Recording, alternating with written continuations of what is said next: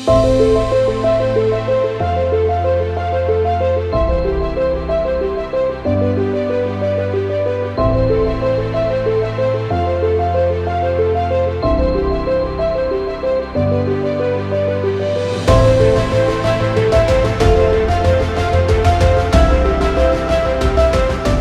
Jerry. Hey, J. Rob. It is time for the Jerry and J. Rob Cover It All show.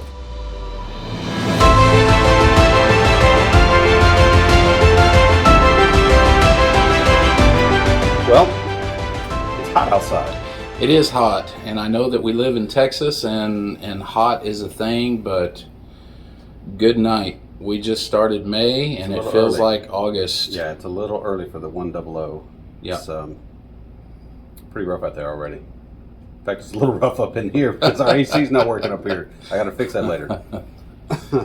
Well, we got a fan, but we don't want to run it while we're recording. Yeah, that's true. Because we That's want you to get We'll the sweat it. full effect of the Jerry and J. Rob. Yeah, we'll sweat it out for you. That's no problem. Suffering for the masses. That's right. That's right. But what are we talking about today? Well, we said we weren't going to use notes, but I've got some notes here because I want to stay on track and not lose my train of thought. I got quite a bit that I want to cover, but today we are going to talk about 6 ways to manage your greatest investment. What is your greatest investment? That is a great question, and I'm glad that you asked. Your greatest investment is actually you. Yeah, that's right. You're your greatest investment. You are your greatest asset. No matter where you go, there you are. If you had to start all over today from scratch, it's not going to matter what you had before. It's going to matter who you are and what you are as a person. And so we want to give you some things that you can do to invest in yourself. You know, an investment is when we take some type of capital, whether it be money, whether it be time, energy, or some resource, and we put it towards something with an expectation of a return. Some growth. Yeah, some growth. And so when we make an investment, we're doing so with the hope that we will gain something. Right. Have you ever invested in anything with the hope of gaining something and lost terribly? Yes. Am I supposed to go into detail? Well, no, you don't have to go into detail. You don't have to go into detail. Yes, I have. I've invested monetarily into some stocks that were really good and up and coming, and hung on a little too long and lost all that money. So, yes, monetarily I have. I've invested in things non-tangible, so ideas and things that were not necessarily for me, but some things that I maybe enjoyed, but they were a poor investment because it wasn't growth. It was just something to have fun with, or so on and so forth. It was nothing of value. Right. So if there was something that you could invest in that had a guaranteed return on investment, you would probably say that's a great investment. I believe so, and I believe you would unlock the secret for every investor. Yeah. Well, the thing about investing in yourself is you're guaranteed to get something out of it. You are going to get some type of a return, whether it's learning. Maybe you just learned something what not to do. That's right. But even that is a gain, right? Because you've learned something. Right. But I want to give you this afternoon 6 ways that you can manage your greatest investment, and that you can invest in yourself so that you can be your greatest you. That's what Jerry and J. Rob are here to do. We're here to try to encourage you, motivate you, inspire you, and help you overcome so that you can be the best you that you can be, so that you can live a victorious life, so that you can prosper and grow and mature. That's our goal. 100%. So let's get started. Number 1, the first area that you can invest in your life, to invest in you and see the best return, is to invest in your personal growth. in your personal growth. So that can look like a few things, but in my own personal life, it looks like a morning routine. Do you have a morning routine, J-Rob? I do. It gets interrupted pretty regular, but I do have a pretty normal routine. Yeah, you do have one though. I do have one. That's right. Yeah, that's right. And so that just comes down to time management. You know, when we learn to manage our time, it's actually an investment in ourselves, because we can, structure our day in such a way that we can get the most out of it. Right. For ourselves.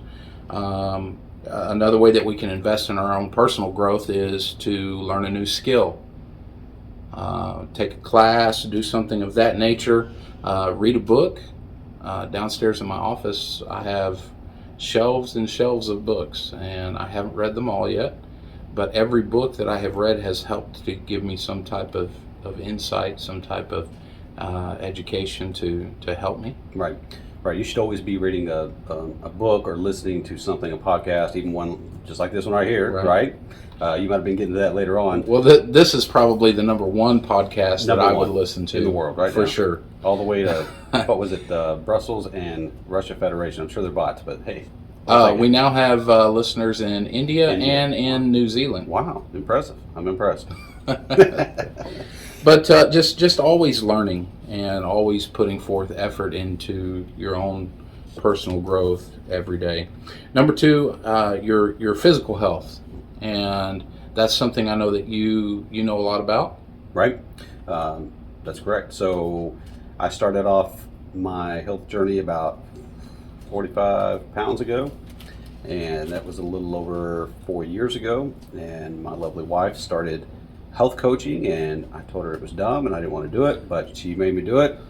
And now look at me, 45 pounds down, but I've maintained it for all the years, which is what's important, because typically we just go through the cycle, put it right back on, take it off, and put it back on. We hit a low point, we start over, go for a while, we start allowing ourselves to do some things, and then we spiral right back to where we were until we hit that low point again, and then back up, and it's a relentless cycle, and it's not good for you either. So yeah, we help a lot of people work on their health. That's a big thing to us. And if your health's in check, the personal development's in check, mindset's in check, you start getting great things accomplished. Yeah, and so you can invest in your physical health by eating right, incorporating some healthy movement. Doesn't necessarily mean you got to go out and run 5 miles. Right. Maybe it's you park your car at the end of the parking lot instead of the first space that you can find, and just get in a few extra steps. But incorporating that healthy movement, making sure that you're getting enough sleep, which is hard for us to do. It is hard to do. And to stay hydrated. How much water should the average person drink a day?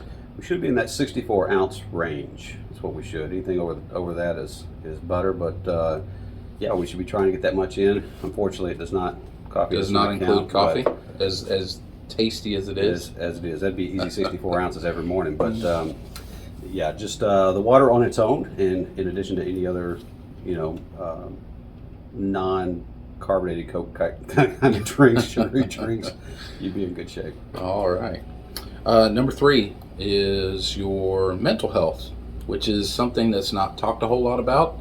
It's kind of got a stigma to it. It does. A lot of people don't want to talk about their struggles. I have struggled with mental health, and I know that we've talked about that before. Right. Sometimes it's easy for me to get into my head and have some negative self-talk, and that's not healthy. But one thing that has helped me to share my own experience is having someone to talk to, which a lot of times is J-Rob. That's what we're here for. And but a friend, a family member, somebody that you can confide in, that will be there to help you. You might be surprised. You might think, well, they don't care, they don't want to hear about my concerns. But you just never know when you do reach out and share struggles that you might have. Also, practicing gratitude. It's a big one. On a daily basis. That's a big one. I have to be thankful for the things that come into my life. Right. All circumstances, all situations, even the bad ones. we're thankful. We find a reason to be thankful. Yeah, well, the Bible Changes says that too. the Bible tells us to be thankful in all things, Right. and I mean that's not something I've always been able to accomplish real well, because when you're sick, it's hard to be thankful. When you're struggling, it's hard to be thankful. But practicing gratitude and taking some time out of your day to meditate, to pray, read your Bible. As a Christian, I read my Bible, I pray every day, and meditate on the things of God, Right. and that helps my mental state and my Right. mental health. Well, you're talking about being grateful in all situations. You know, I'm sure you're aware, but this is Cystic Fibrosis Awareness Month, and for our household, that's a big deal because we have CF in our family, and could easily be looked at as something horribly bad and negative, and long term having to deal with something. I mean, it literally eats up 2.5, 3 hours of our day every single day. That's hard when time is shorted already. Lots of doctor's visits, lots of surgeries, lots of pills, lots of all sorts of stuff. But I know for me personally, I could easily get down about that and be upset about that and kind of be in my own little world. But I choose to view it as a blessing because I've seen a lot of good come from it. I've seen a lot of people Right. come together. I've seen a lot of people support one another. And I know that it may be a hardship for us, but it's benefiting others that are out there. And I mean, we can't ask for any more than that than to help somebody. So, good point. That's awesome. Number 4, work and career. So we have jobs We do. other than the Jerry and J Rob show. This is a priority here. I enjoy this. It is a big one. It's an area of our life that we need to learn how to invest in ourselves in accomplishing. And when we learn to make investments in our own selves, and it shows up in our work, it shows up in our careers, and we gain from it, we prosper by it, and we help others to gain and prosper by it. So one thing that you could do to help yourself and invest in yourself in that area is to fine-tune your strengths. Now, I know some people might say, well, what about my weaknesses? Shouldn't I concentrate on my weaknesses? But if you learn to fine-tune you're always going to have areas in which you're weak. Right. But if you learn to fine-tune your strengths, you can actually accomplish more in doing that than if you tried to get everything on an even kill. So what do you think about that? I agree. There are some things that we may be weak in that we need to improve regardless, whatever they are. Oh, sure. That we may be having trouble with, that has the actual need of improvement. But your strengths, you might be the only one that does what you do. You might be the only one that can handle certain situations that you're stronger in than others are in. Excuse me, and trying to promote that, trying to help build on that, trying to accelerate your growth in that area, I think is a huge deal. For sure. Another way is to work on networking. I know that you have a group of entrepreneurs that you meet with, that you network with on a regular basis. Right. As long as it's legal, ethical, moral, I'll probably network with anybody about anything. I like to help local businesses. I like to help entrepreneurs. I have found myself in this position of not only being a health coach, but being kind of a business coach. And I want to do what I can to help somebody evaluate their business from another point of view, seeing what things they want to accomplish in their business, and administrating some methods or ways that we might be able to accomplish those things that maybe the owner hasn't thought about or hasn't come across their desk just yet. But it all comes back to this as well, because that personal growth is also business growth, and we will spend money on anything, right? Mm-hmm. We'll spend money on any little thing that brings us that much pleasure. But when we talk about personal growth, we kind of reserve ourselves on that. We don't want to spend a lot of money on personal growth because we don't see the immediate satisfaction from it. Yeah. It takes work and effort. But when you have somebody that goes to a conference or a personal development seminar or something like that, they come out of there changed, and it redirects everything that they do. And I know that I've experienced that. I know you've experienced that. And I kind of like being in that realm of helping others. Yeah, the convention that we went to last summer was amazing Yeah, pretty phenomenal. and very very encouraging. Right. So number 5, our relationships. Improving, investing in ourselves to have better relationships. And this can look like a lot of different things, but to me, when I think about investing in my relationships, I think about establishing quality time with family and friends. You know, one thing that we don't have a lot of in quantity is time. Right. Because we have our jobs, we have all the other things, responsibilities that are ours that have to be accomplished, but we cannot neglect our families and our friends. Those relationships are important to us, and so we want to make sure that the time that we do have is quality time. And so when I'm together with my family and with my friends, we put our phones down. We're present in the moment and in the space in which we're in. We have mindful conversations and meaningful conversations, and we express affection appropriately. Very well. Very well. You had mentioned that in some other episodes that we've had about we can't make more time, and for people such as you and I that are running from dusk till dawn every single day, we've got stuff going every day, something happening. Time is super important to me, and I have an urgency about everything that I do. And part of that time management is there's no room for drama. There's no room for excuses. Mm-hmm. There's no room for anything that's not going to help us develop somebody else or get where we want to be. So that is really important to me, and we don't waste it. We don't waste it at all. You know, I just mentioned the cystic fibrosis thing. That's really what started my clock about 12 years ago. Was, you know, time is short. I mean, none of us are guaranteed anything. None of us are guaranteed tomorrow.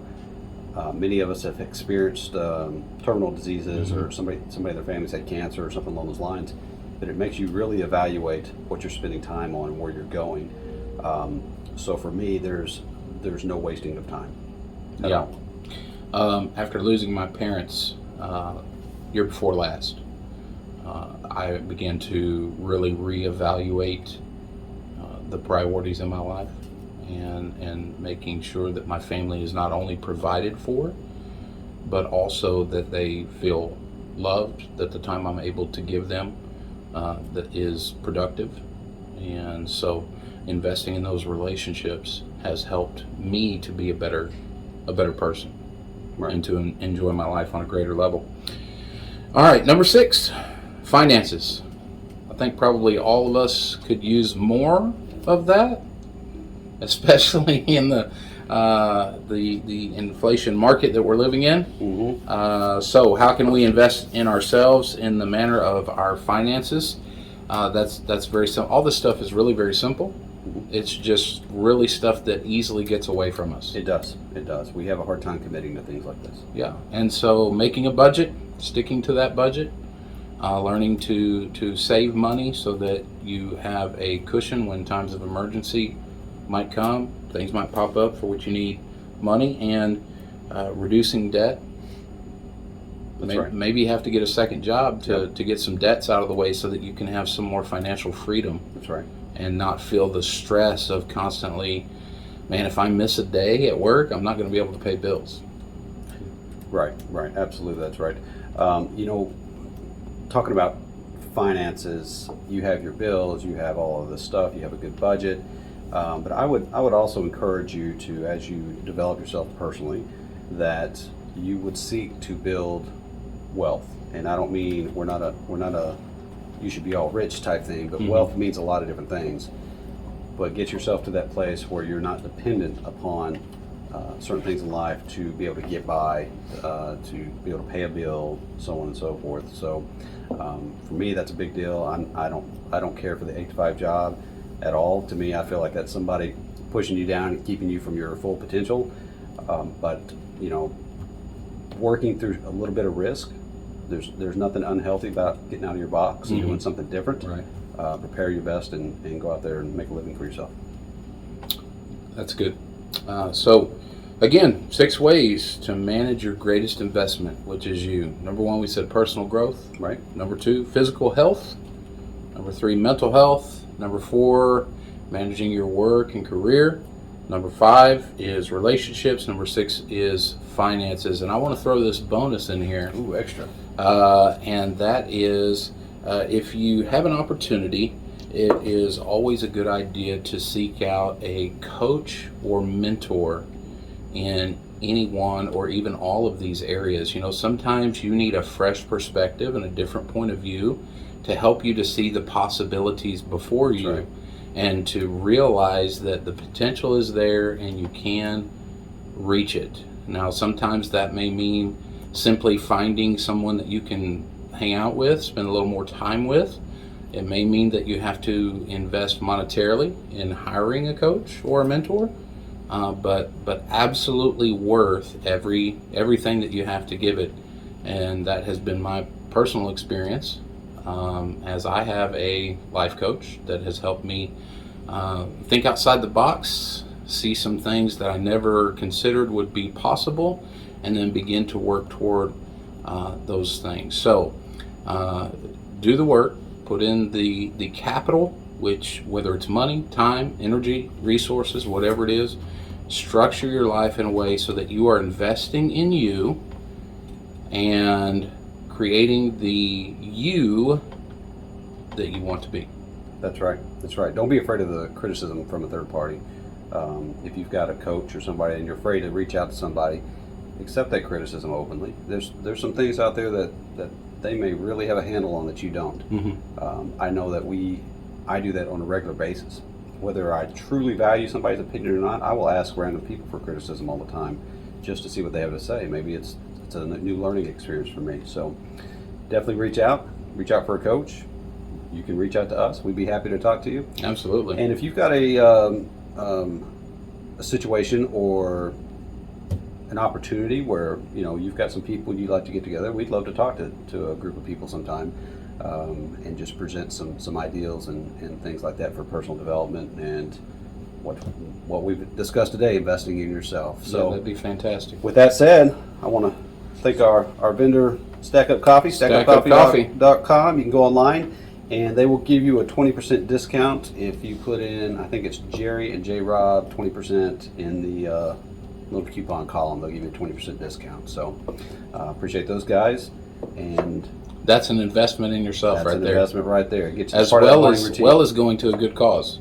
It does. It does go to a good cause. It goes to a business that's pro veteran, pro military, first responder, police, all that good stuff. I'm all for it. Absolutely. Have a great weekend. Appreciate you guys.